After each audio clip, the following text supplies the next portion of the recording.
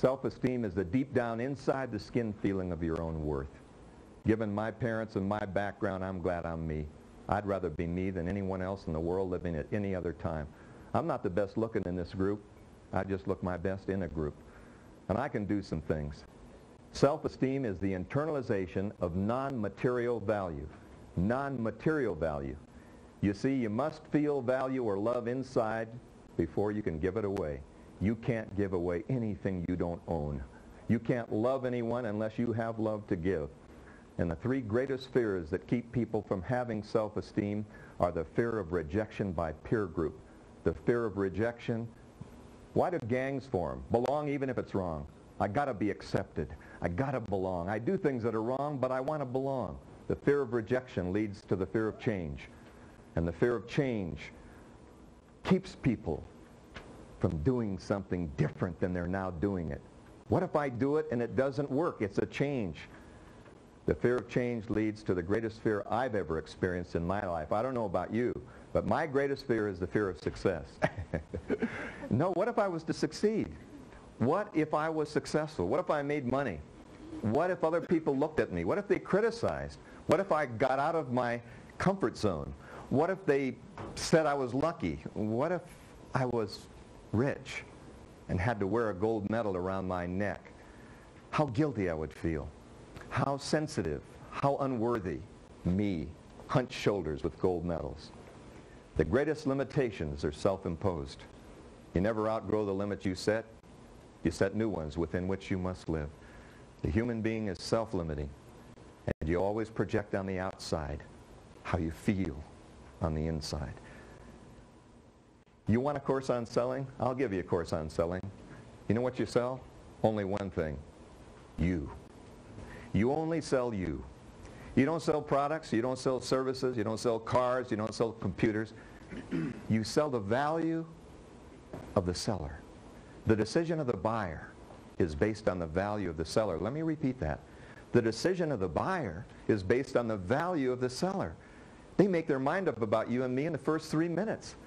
Is this person trustworthy? Are they valuable? Are they projecting the service that I want to buy? Are they worth the money I'm going to invest in this?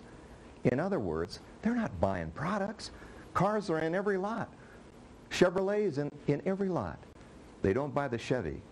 They buy the Chevy sales executive trustworthy value. All sales are based on referral and renewal.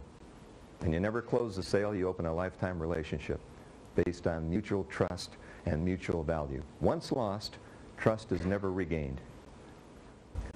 One of the things I have trouble with is humility, which I do have. I don't believe in ego.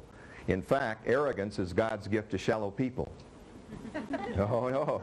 You show me a conceited person, I'll show you a lightly valued self. You show me someone who shouts for service, I'll show you someone calling for help.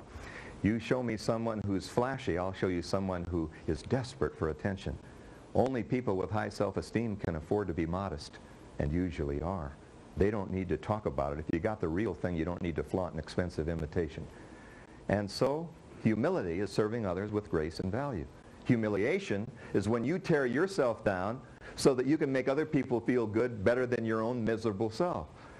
And of all the things I've had trouble with in my life, it's paying value in my presentation and accepting value when you say something or give something nice to me. Value paid and paying value. Accepting compliments is a tip-off to a winner or a person with marginal self-esteem. It's unbelievable how it works. I've had trouble with my own compliments. Hey, Dennis, thank you for the talk. Sorry I went too long. I said, yeah, you were a little boring near the end. We appreciate what you did for our son. I said, it was nothing. They said, we'll tell him that tonight. They said, good golf shot. And I said, closed my eyes and swung. They said, right on, duffer. They said, we all got together at the office and got you a present for your birthday. And I said, you shouldn't have. You spent too much. They said, we know, just checking your value. All you have to say is thank you very much. I appreciate it. And that's all they want, is an acceptance of the value they pay. My wife and I have our anniversary on May 5th. May 5th. Midnight Sun Restaurant, Atlanta, Georgia. Waiter looked like Tom Selleck on the half shell. Good looking. My wife said, wow, what a hunk. Give him a 10. I gave him a 6. He said, come on, sit down at the table by the waterfall. We sat down by the waterfall. He said, and he looked good. He was working his way through Georgia Tech. I said, give us that steak Diane flambe. Flame her up and roar it up. I got low self-esteem and need to attract a lot of attention at the restaurant. He said, you know what, he could have said anything, but he qualified himself. You know how some people do, like, I got a hole in my shoe, sorry I'm late, this old suit, oh my hair's a mess, got split ends, need to go to the beauty parlor, got dark roots. You know how people volunteer everything bad about them? Well, he said, when I said, we want steak Diane, he said, it's my first week here in the job, never done anything like that before. Probably splattered grease on your wife's dress, may even set it on fire. How about roast beef? I said, what?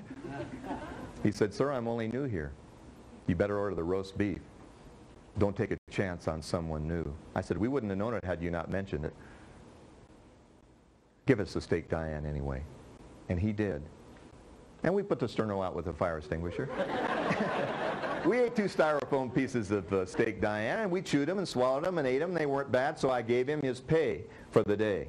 He gave me his value by qualifying himself, telling us he was new. I gave him his pay, paid the bill, and a $30 commission. He was a salesman worth it. 30 bucks. He did what I did for 40 years. He looked at the $30, looked at me, looked at himself, and went, wasn't worth that much, so I pulled 25 back and stuffed it in my pocket. He said it was worth more than 5 just to put the fire out. I said, how much are you worth? And he said, hit me again. I hit him with the 10. He winced, and it finally sneaked out. Thank you. I said, it hurts, doesn't it? He said, boy, is that heavy. When I hit him with another 10, his shoulders went back, the American flag went down, the Olympic gold medal went around his neck, and he said, thank you. I said, you're welcome, you're worth it. And I gave him another 10. I was 35 in. It was getting expensive.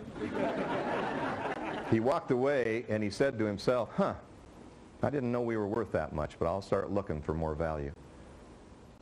The most powerful conversation you'll ever have is the confirmation you have with yourself.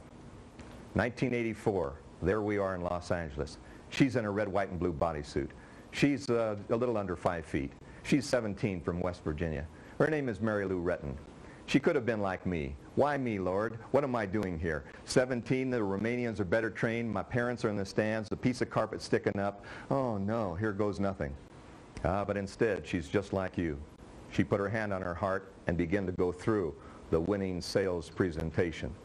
The most important voice you'll ever hear is your own. Come on, Mary Lou, relax. Speed, power, explode, extend, rotate. Plant the feet at the end. When the pressure's on, I get better, just like drill. This one's for you, mother. Need a 10? Got a 10. Just like drill. Let's go. When the mind talks, your body listens and acts accordingly. You're your greatest critic. You're your greatest coach. You're your greatest judge. When you talk to yourself, talk with all due respect.